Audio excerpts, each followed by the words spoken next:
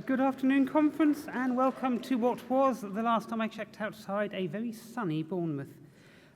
I would especially like to welcome all those new members and first-time conference attendees. Largely thanks to you, this is now, as we heard in the previous session, the largest conference we have ever had in terms of member registration.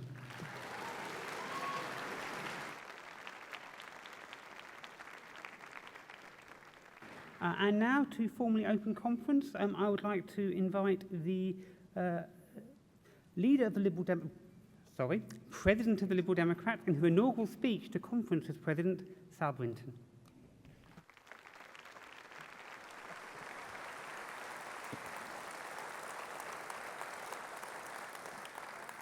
Thank you, Zoe, and welcome, fellow Liberal Democrats, to our federal conference. Returning to Bournemouth and to a revamped Bournemouth International Centre. We seem to have lost the swimming pool, which some of you may miss, but it does actually give us a bit more space. Bournemouth is one of the most important holiday resorts in the United Kingdom, and we are delighted to be back at the seaside. Too often, politicians forget to recognise the important contribution that tourism brings to our economy, and Bournemouth is at the heart of that. I'm sure I'm not alone in the hall today in having many happy memories, both as a child and as an adult, of wonderful family holidays here in typical British style, come sun, come wind, come rain. We thank the staff here and at the hotels and venues we're using for their preparation, as well as the accommodation booking service for its assistance, and look forward to tasting the diverse styles of cuisine in the many local restaurants. But Bournemouth is much more than a strong tourism venue. Over recent years, it has become a business hub with an excellent university. The enterprise of the large insurance, financial and creative sectors, the university and tourism industries has created a strong economy here, which is the envy of many other parts of the UK, with many small businesses thriving and growing, creating wealth and jobs. And as a committed Southampton FC supporter, I say through slightly clenched teeth, well done to the Cherries. Bournemouth FC promoted to the Premiership this year. A rapid and outstanding promotion. We wish them well against Sunderland today. I knew I'd get a catcall for that. Fellow Liberal Democrats, it would be wonderful if we could always hold our conferences in places where Lib Dems are in power. And that sadly isn't the case here in Bournemouth, which is currently a Conservative one-party state. We wish Rob Saunders, our chair of the local party, and his members all good wishes in their very own local fight back. And of course, this conference is all about our wider Lib Dem fight back. Our party conference stands for everything that we espouse in our values. Conference is not created and run by the spin doctors that you see in both the Tory and Labour conferences. The motions are submitted by you, the members, selected by your elected committee reps, and when passed, they become party policy. Fringe meetings give you members the chance to talk more informally about important issues, and of course, Glee Club on Tuesday night continues a liberal assembly tradition that bemuses most non-party members. And I remember meeting the same Far Eastern diplomat at 4 successive Glee Clubs about 15 years ago. I won't mention his nation to save its blushes. He turned up repeatedly, and the final time, he brought a TV crew from his state TV company to record conference specials such as Climb Every Staircase, Letterboxes, and The Canvasser Cometh. He definitely thought we were peculiar Brits. But on the final morning, our leader's speech sets out our values and our priorities. We will leave to go back to our local parties, our communities, fired up and raring to prepare for and fight any election or referendum that comes our way over the next year. This is our conference, and I am delighted to open it for business.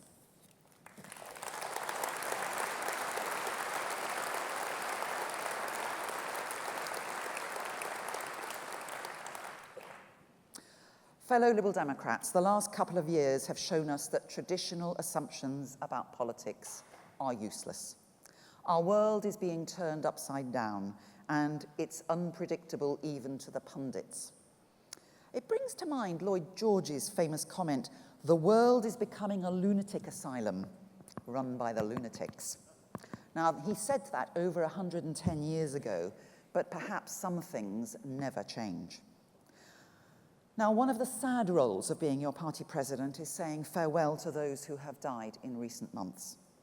Much of what I want to go on to say is about living our party values, and those I want to remember now have done exactly that, sticking with our party through thick and thin. And we must start, of course, with the death of Charles Kennedy, and it's absolutely right that we have a special tribute to him on Tuesday, and I will leave most of what needs to be said then. But losing him was really brought home to me yesterday when my Facebook page reminded me of a photo that I took of him exactly a year ago, a billboard on the side of a bus in Edinburgh for the Better Together campaign for polling day. We shall miss him sorely.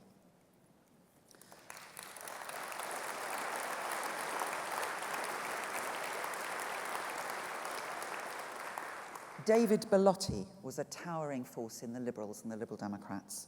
He famously won the Eastbourne by-election, but even after he ceased to be an MP, he continued to influence Lib Dem politics wherever he went. He was a councillor, he was on federal committees, and a wise counsel to many of us. Ruth Pentney, who won the President's Award exactly this time last year, died 2 weeks ago, and she was a stalwart activist and organiser in Torbay, which she helped us to win and then hold for nearly 20 years. We also lost David MacDonald, an outstanding organiser in Sutton, who died unexpectedly and very suddenly in the summer. This young man was loved and respected by everyone who worked with him. John Bate, MBE from Berwick, Professor Barry Furr from Macclesfield, and former councillor, Professor Bob Pritchard from Leicester, have also died in recent months. Between them, they typified the committed activists doing everything for the party that they loved over the years, standing for elected office, taking on the responsibility of being agent, as well as being great intellectuals who drove discussions locally, regionally, and at federal conference over the years about what liberalism is and means yesterday and today. These short sentences cannot adequately cover the decades of hard work above and beyond the call of duty. We will miss all of them and the many others not mentioned, and our love and thoughts are with all their families and friends.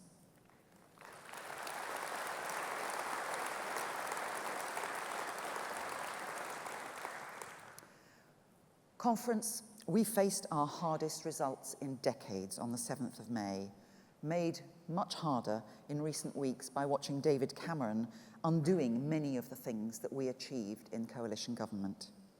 And a large number of people, not just Lib Dems, have said to me that they now understand what we did in government, both things that we stopped the Tories doing, but as important, the Lib Dem policies that became law. And as we watch the Tories undoing them one by one, we've seen them ditch the green agenda, threaten to cut free school dinners for infants, as well as starting to reintroduce the Snoopers Charter. And the shock of losing so many excellent colleagues in the House of Commons has been compounded by the Tories making cuts to the most vulnerable in our society that we prevented them doing before.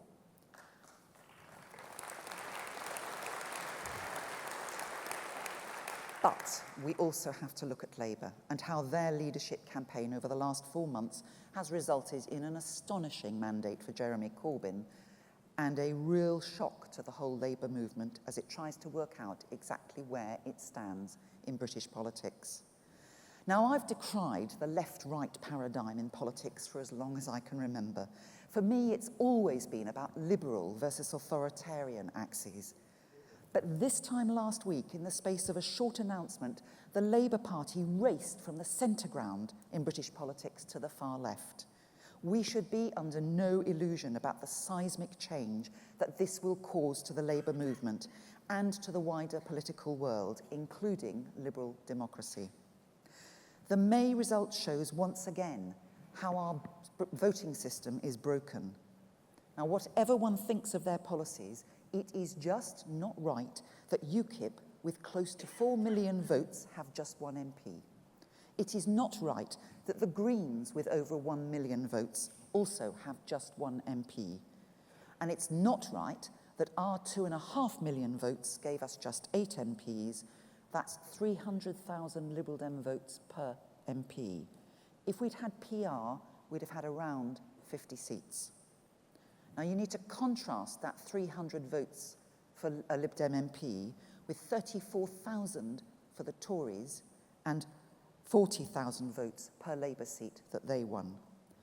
Both still have so many safe seats that it skews their behaviour in elections, but it also makes the public sceptical about politics because they know that their vote just doesn't count. The Tories understood that 100,000 votes in key constituencies could and did win them the election. Proportional representation is the start. It's an absolute baseline necessity. And if we can't get it for Westminster quite yet, we have to continue to fight for it in local government in England and Wales. The evidence in Scotland of PR in local government shows that one-party state councils are a thing of the past. But there are other, more worrying, more damaging issues affecting our democracy today. The Tories are still the nasty party in policy terms, and I bet Theresa May wishes she'd never uttered those words. If ever truth was spoken to power, that phrase says it all. The Tory savage cuts to welfare and tax credits. The disabled have even resorted to storming the Commons in protest, and their appalling attitude towards asylum seekers and refugees. And thank you, Tim Farron, for your clear stance on what you and we stand for on the dreadful refugee and asylum crisis facing Europe. You called out David Cameron's language on the swarm of migrants and reminded us all that these are real people fleeing for their lives, their safety, and many dying in the attempt. David Cameron is right on one thing, though. We must take refugees from the camps in Syria, Turkey, Jordan, and the Lebanon. These are often the most vulnerable who couldn't pay for or even make the dangerous journey to Europe. But he is wrong for Britain not to play its role in the European crisis.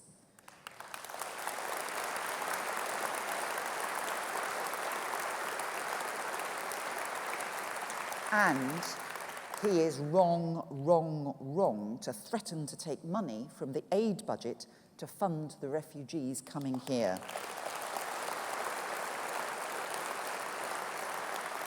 It would be outrageous if the millions of children in the refugee camps had less support from British aid in order to fund the few, the 20,000, that he permits to come here. But the Tories are also a nasty party in the political campaigns and elections too. Be under no illusion that their proposed reductions of MPs from 650 to 600 is aimed at cementing their grasp on power. Yes, we do need some rebalancing of constituency sizes, but their proposals go way beyond this.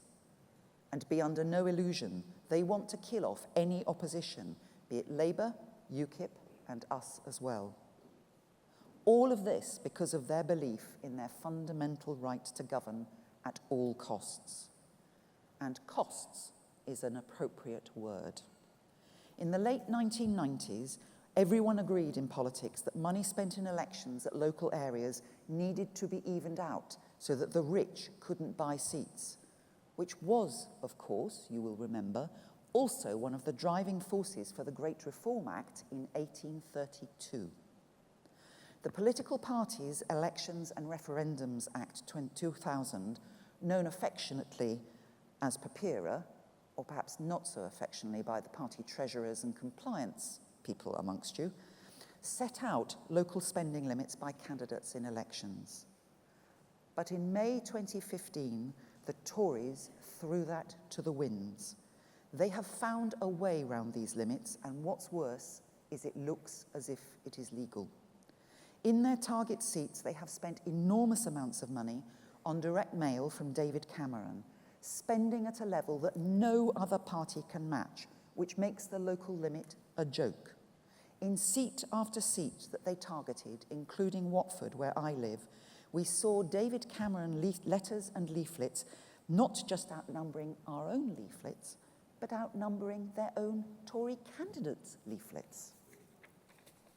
If, like me, you are a Lib Dem because you believe we have to change people's lives for the better, and frankly, to change politics and our democracy too, then hold on to Thomas Paine's clarion call. We have it within our power to begin our world again. Let me say that again. We have it within our power to begin our world over again. Now, I'm not going to suggest that we live in quite the same revolutionary times that he embraced, but I do believe we are in the democratic equivalent. Are you prepared to let the Tories move to a democracy where the richest party wins the election? Are you prepared to let the Tories take us not back to a two-party red or blue state, but a one-party state with all the power and the establishment permanently at its disposal? Are you prepared to sink into a slough of despond that the Tories believe will just kill us off? Well, I'm not, and I don't think you are either.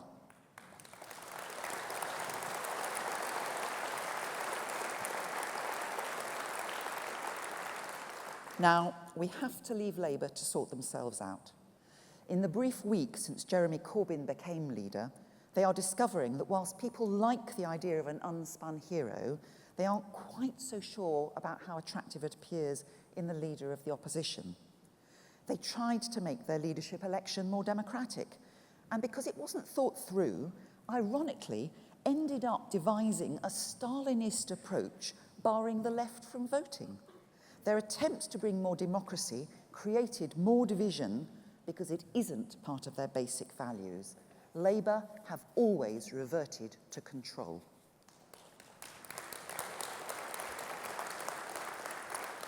Now, for us, on the other hand, our democracy doesn't just allow dissent, it encourages it. Truly debating policy, agreeing to disagree, respecting other views, unites us. We know, even if we've lost a vote, we have a majority view, and it's a view of an entire party. So good luck to Labour as they try and follow our example and to make themselves a more democratic party internally. And at least they're trying, which is more than we can say for the Tories. And in this upside-down world, Labour with a new leader is re-examining its stance on Europe. It was good to hear Jeremy Corbyn say 2 days ago that they will support the case for being in Europe. But that careful phrasing hides their divisions, which are evident, as are the Tory divisions. The Greens and UKIP are even less positive. We alone of the UK-wide parties are unequivocally in favour of staying in Europe. It makes sense economically. It makes sense politically, united, working together in a global world. It makes sense socially for our rights as workers and free citizens. We are stronger together.